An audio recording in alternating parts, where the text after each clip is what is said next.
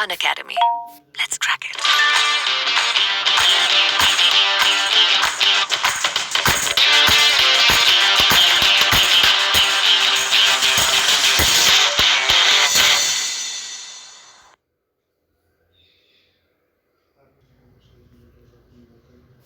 Hi friends, मैं आकांक्षा Sharma GK with आकांक्षा में आपका स्वागत करती हूँ।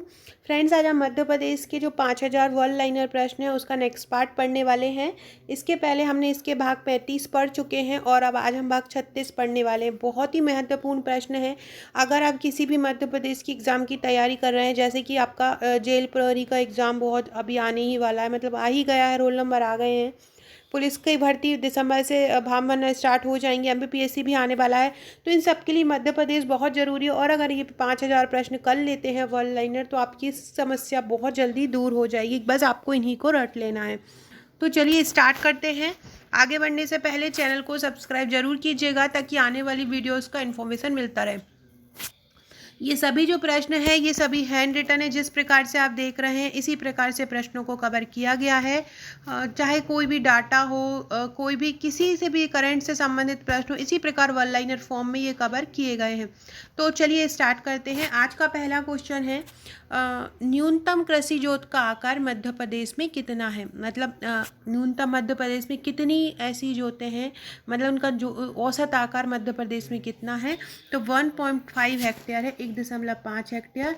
और ये किसका है, जो सबसे कम किसका है, तो कटनी का है और नीमच का है। याद रखिएगा, न्यूनतम कृषि जोत का आकार कहाँ पे कितना है, तो 1.5 हेक्टेयर है, कटनी और नीमच का।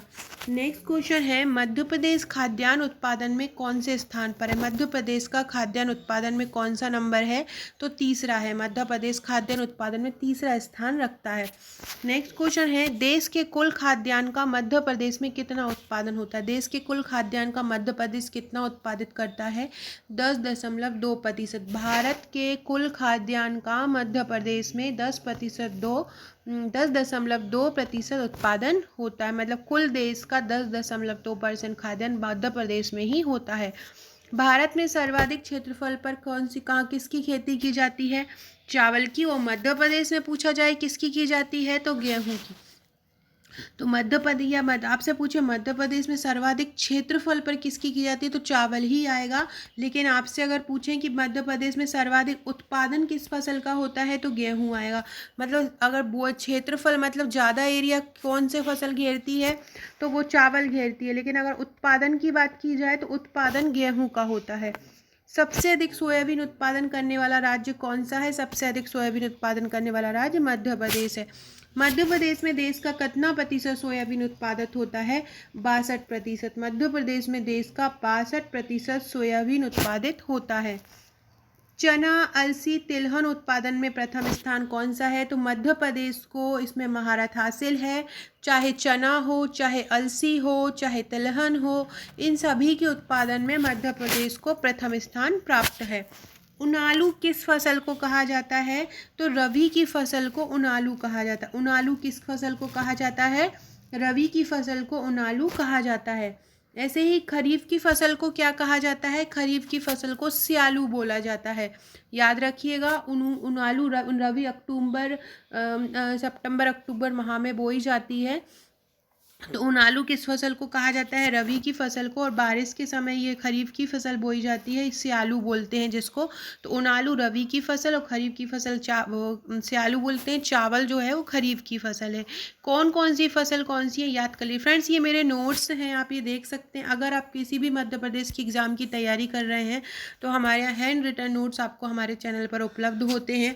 अगर आप मेंस की तैयारी कर रहे हैं, प्रीलिम्स की तैयारी कर रहे हैं, तो इनके हैंड रिटन नोट्स ये उपलब्ध हैं। और अभी ऑफर चल रहा है 10% डिस्काउंट का दिवाली तक, तो आप ये ले सकते हैं। ये एमपीपीएससी प्रीलिम्स का नोट्स, इनमें आप अपनी अगर आप पुलिस की तैयारी भी कर रहे हैं तो भी आपके लिए बेनिफिशियल रहेंगे। और पुलिस के लिए भी नोट्स तैयार हो रहे हैं, वो जल्दी ही आपके लिए अवेलेबल होंगे। ये कोर्स है आपका जो जिसमें आपको 10% डिस्काउंट दिया जा रहा है, तो आप मुझे व्हाट्सअप करके इसकी जानकारी ले सकते हैं। नेक्स्ट क्वेश्चन है, शाजापुर, राजगढ़, आष्टा शहर किस नदी के किनारे बसे हैं, पार्वती नदी। फ्रेंड्स, अगर आप ये जो वीडियो जिससे पढ़ रहे हैं इसका पीडीएफ लेना चाहते हैं तो नीचे आपको व्हाट्सएप ग्रुप की लिंक दी रहेगी, आप वहाँ से उस पर जुड़ सकते हैं और इसकी पीडीएफ ले सकते हैं। और अगर आप इसको ख़रीदना चाहते हैं पूरे 5,000 प्रश्न, तो डिस्क्रिप्शन बॉक्स में इंस्टा मोजो की लिंक दी गई है, आप उससे इसको ख़रीद सकते हैं। काली सिंध कहाँ से निकलती है? देवास के बागली तहसील के विंध्याचल पर्वत से निकलती है। काली सिंध कहाँ से निकलती है? देवास के बागली तहसील के विंध्याचल पर्वत से। काली सिंध नदी की लंबाई कितनी है? काली सिंध नदी की लंबाई 150 किलोमीटर है। सोनकच्छ किस नदी के तट पर बसा है? सोनकच्छ काली सिंध नदी के तट पर बसा है। सोनकच्छ किस नदी के तट पर बसा है? काली सिंध के। सिंध नदी कहाँ से निकलती है? सिंध नदी विदिशा जिले के सिरोंज से निकलती है। सिंध नदी कहाँ से निकलती है? विदिशा जिले के सिरोंज से। सिंध किसकी सहायक नदी है? सिंध यमुना की सहायक नदी है। सिंध किसकी सहायक नदी है? यमुना की। शिवपुरी दतिया किस नदी के तट पर है? शिवपुरी दतिया सिंध नदी के तट पर बसा हुआ है। शिवपुरी दतिया किस नदी के तट पर है? सिंध नदी के तट पर बसा हुआ है। केन नदी किसकी सहायक नदी है? केन नदी यमुना की सहायक नदी है। केन नदी कहाँ से निकलती है? केन नदी विंध्याचल के घने जंगलों से निकलती है। केन नदी कहाँ से निकलती है? याद रखिएगा, विंध्याचल के घने जंगलों से निकलती है। केन नदी की लंबाई कितनी है? केन नदी की लंबाई 427 किलोमीटर है। केन नदी की लंबाई कितनी है? 427 किलोमीटर है। बेनगंगा का उद्गम स्थल कहाँ है? बेनगंगा का उद्गम स्थल है परासवाड़ा पठार, जो कि सिवनी में है। बेनगंगा का उद्गम स्थल कहाँ है? परासवाड़ा पठार में है। और ये परासवाड़ा पठार कहाँ पे है? सिवनी में है। बेनगंगा की लंबाई कितनी है? 450। ये याद रखना है आपको, ये बहुत महत्वपूर्ण क्वेश्चन है। और नेक्स्ट वाला तो बहुत ही ज़्यादा महत्वपूर्ण है कि बेनगंगा और वर्धा का संगम स्थल क्या कहलाता है? तो बेनगंगा और वर्धा का संगम स्थल प्राणहिता कहलाता है, जो कि ये कहाँ पे मिलते हैं? बेनगंगा और वर्धा। वर्धा महाराष्ट्र की नदी है, तो ये दोनों महाराष्ट्र में ही मिलते हैं और दोनों के संगम स्थल को प्राणहिता बोलते हैं। एकमात्र दक्षिण की ओर बहने वाली नदी कौन सी है? बेनगंगा ही है। बालाघाट जिला किस नदी के तट पर बसा है? जो हमारा मध्य प्रदेश है, यहाँ पे है। अब यहाँ पे आपका ये बालाघाट है, तो ये बालाघाट देखिए दक्षिण में है। अब जो बेनगंगा है वो यहाँ से बहती हुई महाराष्ट्र में चली जाती है। तो इस प्रकार से ये दक्षिण में बहने वाली नदी है और बालाघाट जिला इसी नदी के तट पर है। नेक्स्ट है वर्धा नदी कहाँ से निकलती है? वर्धा जली बैतूल जिले के मुल्ताई वर्धन शिखर से निकलती है। वर्धा नदी की लंबाई कितनी है? 528 किलोमीटर है। सक्कर नदी किसकी सहायक नदी है? सक्कर नदी नर्मदा की सहायक नदी है। सक्कर नदी कहाँ से निकलती है? छिंदवाड़ा के अमरवाड़ा पठार से निकलती है। सक्कर नदी कहाँ से निकलती है? छिंदवाड़ा के अमरवाड़ा पठार से निकलती है। छोटी तवा नदी किससे मिलके बनी होती है? छोटी तवा जो नदी है वो आवना और सुक्ता नदी से मिलके बनी होती है, जो बैतूल में है। छोटी तवा नदी कहाँ से? आवना और सुक्ता नदी से मिलके बनती है। गार नदी कहाँ से निकलती है? गार नदी सिवनी से निकलती है। सिवनी की लखनऊ दोन आपने नाम सुना होगा, वहाँ से निकलती है और ये नर्मदा की सहायक नदी है। कौन सी? गार नदी। नेक्स्ट है कुंवारी नदी कहाँ से निकलती है? कुंवारी नदी शिवपुरी के पठार से निकलती है और कुंवारी नदी सिंध नदी की सहायक नदी है, जो कि भिंड में मिल जाती है। मान नदी कहाँ से निकलती है? मान नदी धार से निकलती है, धार के विंध्याचल पहाड़ियों से। और ये जो मान है वो नर्मदा की सहायक नदी है। नेक्स्ट है कूनू नदी कहाँ से निकलती? कूनू नदी शिवपुरी पठार से निकलती है और कूनू सहायक नदी है चंबल की। टोंस नदी कहाँ से निकलती? टोंस नदी सतना की कैमूर पहाड़ियों से, कैमूर पहाड़ी से निकलती है। टोंस किसकी सहायक नदी है? सिरसा के पास गंगा में मिल जाती है, तो अब जहाँ जिसमें नदी मिलती है वही उसकी सहायक नदी हो जाती है। उत्तर की ओर बहने वाली कौन सी नदी है? उत्तर की ओर बहने वाली नदी है चंबल, केन, सोन, बेतवा, काली सिंध और पार्वती। दक्षिण की ओर बहने वाली नदियाँ कौन सी हैं? बेनगंगा और वर्धा। पश्चिम की ओर बहने वाली नदी कौन सी है? नर्मदा, ताप्ती, माही। अमरकंटक किस नदी के किनारे है? अमरकंटक नर्मदा के किनारे है। जबलपुर किस नदी के किनारे है? जबलपुर भी नर्मदा नदी के किनारे। सो फ्रेंड्स, ये थे हमारे आज के 1097 क्वेश्चन हमने किए। ये मेरा व्हाट्सअप नंबर है, आप मुझे इस पर व्हाट्सअप कर सकते हैं और आपको ग्रुप में जुड़ना हो तो आप डिस्क्रिप्शन में देख सकते हैं। एक बहुत ज़रूरी सूचना मैं आपको देना चाहती हूँ, वो ज़रूर सुनिएगा। अनअकैडमी फ्रेंड्स आपके लिए लेके आया है लाइव टेस्ट प्लस क्लास ले सकते हैं, आप लाइव टेस्ट दे सकते हैं, फ्री लाइव क्लास ले सकते हैं और आप अपनी तैयारी को जज कर सकते हैं कि आपकी तैयारी कहाँ तक पहुँची है।